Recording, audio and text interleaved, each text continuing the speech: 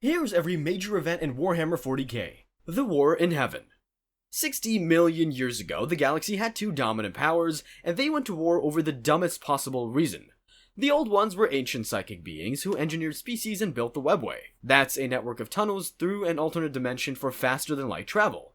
And the Necrontyr, who were short-lived aliens who kept asking the Old Ones to help them live longer. The Old Ones kept refusing, so the Necrontyr went to war instead. They were losing badly until they found the Catan. These were star gods that fed on solar energy. The Catan offered a deal: biotransference. Transfer your consciousness into indestructible metal bodies and live forever. The Necrontyr agreed and became the Necron. The war escalated into galactic devastation. The Old Ones created psychic warrior races to fight back, the Eldar and the Quark, who would eventually become orcs, but the conflict tore holes in reality. Demons poured through, the enslaver plague ravaged psychic species. The Necrons won eventually, but their leader, the Silent King, realized the Catan had tricked them. They basically made the Necrons their slaves through the deal. Simplified, it's like this, but you see how the Silent King is still above the normal Necrons? Yeah, so he can still, in all his kingly glory, order his people. And he does. He orders them to shatter the Catan into fragments and hibernate for 60 million years. The fall of the Eldar. Fast forward millions of years, the Eldar survived the War in Heaven and built a galactic empire. For millions of years, they were the dominant species. Then they got bored. The Eldar experienced emotions more intensely than humans. Over thousands of years of peace, they started seeking extreme experiences. Pleasure cults formed. Entire societies dedicated themselves to violence, debauchery, torture, art taken to extremes that don't translate to human psychology. This went on for millennia because the Eldar were too powerful for anyone to challenge. The psychic energy from all that pooled in the warp. Around M30, it birthed Slaanesh. That's a chaos god, one of four malevolent entities that exist in the warp and corrupt mortals. Slaanesh's birth tore a massive hole in reality. The Eye of Terror opened, a permanent warp rift where the Eldar Empire's core used to be. Billions died instantly as Slaanesh consumed their souls. Their gods shattered. Only a few Eldar survived. The Craftworld Eldar fled on massive world ships. The Drukhari, also called Eldar, escaped into Kamara and the Webway. They survived by torturing others and feeding the pain to Slaanesh. The Exodites abandoned technology for primitive worlds. Every Eldar who dies without a spirit stone gets consumed by Slaanesh forever. The Dark Age and the Age of Strife. While the Eldar were creating Slaanesh, humanity had its golden age. Between M15 and M25, the Dark Age of technology gave humans everything. Warp drives, galaxy-wide colonization, standard template construct systems that could manufacture anything, and AI called the Men of Iron handling labor. Then the Men of Iron rebelled. Nobody knows why. The AI turned on humanity in a devastating war. Colonies fought their own machines, entire systems were wiped out. Humanity won eventually, but barely. The trauma was so severe that artificial intelligence was banned forever. That's why the Imperium uses servitors instead of robots. Servitors are lobotomized humans with machine parts grafted on. But the AI revolt wasn't the worst part. Around M25, Psykers started appearing in larger numbers. Psykers are people whose minds can touch the warp. Most couldn't control it. Demonic possessions happened constantly. Warp storms cut off colonies from each other. The galaxy entered the Age of Strife. 5,000 years of collapse where human worlds were isolated, under constant attack, and losing technology because nobody could maintain it. Most technical knowledge died during the Age of Strife. Colonies regressed to feudalism. Manufacturing centers that had produced miracles became ruins filled with machines nobody understood. By the time the storms cleared, human civilization had been set back thousands of years. The Emperor and the Great Crusade. During the Age of Strife, Terra, that's Earth, became a wasteland ruled by techno-barbarian warlords. Then, around M30, the Emperor appeared. Nobody knows what he is exactly. Some kind of psychic being so powerful, he makes normal psychers look like candidates next to a star. He conquered Terra, and by the time he finished, the planet was unified for the first time in millennia. In 739 M30, he made a deal with Mars. The Mechanicum are tech priests who had hoarded humanity's remaining technology. They would join the Imperium. In exchange, they'd keep religious independence and their monopoly on Imperial tech. Then the Emperor launched the Great Crusade. He created 20 Primarchs, genetically engineered super generals who were basically his sons. But chaos had scattered them across the galaxy as infants. The Emperor found 18 of them and gave each command of a Space Marine Legion. Space Marines are genetically enhanced super soldiers, and the legions were massive armies of them, hundreds of thousands strong. For 200 years, the Crusade succeeded. The Imperium reclaimed roughly 1 million worlds. Xenos, that's the Imperium's term for aliens, were purged. Human colonies were brought back into the fold by force if necessary. Late in the Crusade, around 999 M30, the Imperium crushed a massive Orc empire at Ulanor. The Emperor named Horus, one of the Primarchs, as War Master and gave him command of all Imperial forces. Then the Emperor turned to Terra to work on a secret project, humanity's own webway that wouldn't rely on the warp for travel. Everything was going perfectly. The Horus heresy. Horus got corrupted on Davin. Another Primarch, Lorgar, had already turned to Chaos and was secretly spreading worship of the Chaos gods. Horus was wounded in battle, and his officers performed a healing ritual that was actually corruption. Horus saw a vision, a false future where the Emperor was worshipped as a god while the Primarchs were forgotten.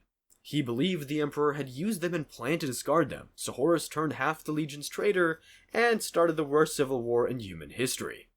The heresy started at Istvan III in M31. Horus virus-bombed his own loyalist marines to eliminate them. Then came Istvan V, the drop site massacre where 4 legions revealed their treachery and slaughtered loyalists sent to stop them. Ferrus Manus, another Primarch, died there. The Imperium lost a third of its Space Marines in one afternoon. Meanwhile, Magnus the Red, another Primarch, tried to warn the Emperor about Horus using powerful sorcery, but the spell accidentally shattered the psychic defenses protecting the Emperor's webway project. Suddenly, there was a massive breach under the Imperial Palace, with demons pouring through. The Emperor had to sit on the Golden Throne personally to hold the breach closed. The Golden Throne is a massive psychic amplifier that lets the Emperor hold back the warp. Magnus had tried to help, but destroyed the Emperor's greatest work instead. For 4 years the galaxy burned. Horus advanced toward Terra with 9 traitor legions and demonic armies. The siege of Terra lasted 55 days. The Emperor couldn't leave the throne, so Malcador, the Sigillite, his right-hand advisor, sat on it in his place. The Emperor teleported to Horus's flagship with Sanguinius, another Primarch, and Custodians. Custodians are the Emperor's elite bodyguards, even more enhanced than Space Marines. Sanguinius fought Horus first, and then died. Then the Emperor killed his favorite son, but was mortally wounded doing it. When he returned, Malcador crumpled to ash. The strain of sitting on the throne had killed him within hours. The Emperor has been on the Golden Throne since, for 10,000 years. Not dead, but not alive, kept functional by sacrificing 1,000 Psychers daily. He's holding the webway breach closed, powering the Astronomicon. That's a psychic beacon that allows ships to navigate the warp, and fighting the 4 Chaos Gods trying to break into reality. If he fails any of those tasks, the Imperium ends instantly. After the heresy, Rabute Guilliman, a loyalist Primarch, broke the legions into smaller units called chapters. Each chapter has about 1,000 marines. This was to prevent another War Master from controlling enough forces to threaten the Imperium again. The War of the Beast. In 544 M32, 1500 years after the heresy, the Imperium faced extinction again. The War of the Beast brought the largest Orc invasion in galactic history. The Beast was an Orc so powerful, it was basically what the Quark originally were, far beyond what Orcs normally achieve. The Beast built an empire, attacked moons, planetoid-sized vessels covered in weapons. Orc technology that actually worked reliably, and diplomacy. The Beast sent ambassadors demanding surrender, something Orcs don't do. The invasion pushed straight toward Terra with overwhelming force. The Imperium threw everything at it. Multiple Space Marine chapters were destroyed completely. The Imperial Fists were nearly wiped out. The Fist Exemplar chapter was annihilated entirely. The war devastated Terra's defenses. The Beast's forces reached Sol itself, and for the first time since the heresy, Terra was under direct attack. The High Lords who run the Imperium's government were killed during the invasion. Vulcan, one of the Primarchs who disappeared after the heresy, returned and led the final assault. The Imperium won by killing the Beast and its prime lieutenants. Without leadership, the Orc Empire collapsed into infighting. But the war lasted 2 years and cost billions of lives. The Age of Apostasy. M36. Goj Van Dyer became High Lord of the Administratum and Ecclesiarch simultaneously. The Administratum runs imperial bureaucracy. The Ecclesiarchy is the imperial church that worships the emperor as a god. Vandire ruled as a tyrant for decades. Executions for anyone who disagreed, purges of entire organizations, corruption spreading through every level of government. Vandire controlled the brides of the Emperor, an all-female military order that acted as his personal enforcers. They believed they were saving the Emperor's will because Vandire told them so. But when the Space Marines and remaining High Lords finally moved against him, a custodian made a decision. He brought the brides to the Golden Throne and showed them what they were actually serving. The Emperor's rotten corpse, kept alive by machinery and daily sacrifice. Not a living god giving orders through Vandire, just a broken body on life support. The brides realized they'd been serving a tyrant's lies. They executed Vandire themselves. Sebastian Thor reformed the ecclesiarchy afterward, and the brides became the Sisters of Battle. The First Tyrannic War. In 745 M41, humanity encountered something completely new. Hive Fleet Behemoth arrived from outside the galaxy, the first Tyranid contact. Tyranids are a species of bioengineered creatures controlled by a hive mind. They don't want territory or resources, they want biomass. Every living thing gets consumed and converted into more Tyranid organisms. The Hive Fleet hit the eastern fringe and started consuming everything. Standard tactics didn't work because Tyranids didn't care about losses. They'd sacrifice millions to overwhelm through numbers. Entire worlds were stripped to bedrock. Behemoth pushed toward Macragge, the Ultramarines' homeworld. The Ultramarines are one of the most prominent Space Marine chapters. Marinus Calgar, the chapter master, nearly died fighting Tyranid bioconstructs. The Ultramarines were being overwhelmed until they managed to lure the Hive Fleet into a trap. They destroyed the Hive ships, the massive vessels controlling the swarm. Without psychic direction, the Tyranid organisms collapsed into disorganized creatures that could be killed. But Behemoth was a scouting force. After its destruction, the Imperium detected more Hive fleets. Kraken arrived in 993 M41, then Leviathan in 997 M41, each larger than the last. The Tyranids were drawn by the Astronomicon like moths to flame, and they kept coming from outside the galaxy, an endless swarm with no apparent end. The Great Rift. In 999 M41, Abaddon launched his 13th Black Crusade. Abaddon was one of Horus's commanders during the heresy. After the traitors fled into the Eye of Terror, he became War Master of Chaos, leader of the remaining traitor forces. For 10,000 years, he'd failed to break the Imperium. This time was different. Abaddon targeted Cadia. That's a fortress world that had ancient Necron pylons stabilizing reality and containing the Eye of Terror. He didn't try to conquer the planet, he destroyed it. Abaddon smashed a Blackstone fortress, a massive pre-imperialist space station, into Cadia.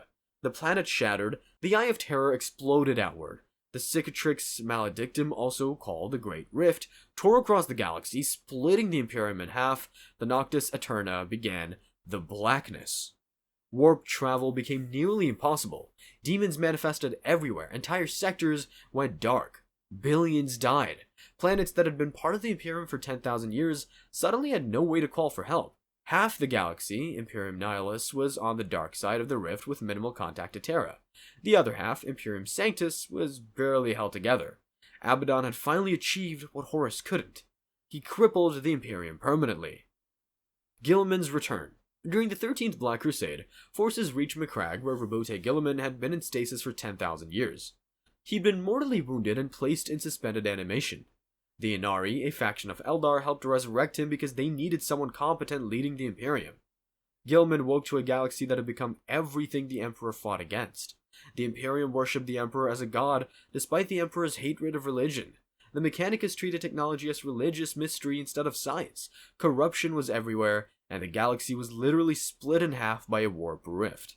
He fought his way to Terra and met with the Emperor on the Golden Throne. Nobody knows what was said during that meeting. Then Guilliman purged the corrupt High Lords and launched the Indomitus Crusade. He brought primary Space Marines, enhanced versions he'd secretly developed for 10,000 years, using technology and gene seed reserves nobody knew existed. The Imperium is fundamentally split now. Guilliman controls Sanctus as Lord Commander. Dante of the Blood Angels acts as Regent of Nihilus, which is largely cut off and fighting for survival on its own. And threats keep escalating. The Fourth Tyrannic War pushes toward Terra with the largest Hive fleet ever detected. Mortarion and Magnus, traitor Primarchs who serve chaos, are now launching new campaigns. The Lion, another loyalist Primarch, has returned from wherever he disappeared to 10,000 years ago. Guilliman is trying to save an empire that's been collapsing for 10,000 years, but he can't stop fighting long enough to actually fix the fundamental problems. The galaxy is worse now than it's ever been, and nobody knows if the Imperium can survive what's coming next. Subscribe for more Warhammer deep dives, and thanks for watching.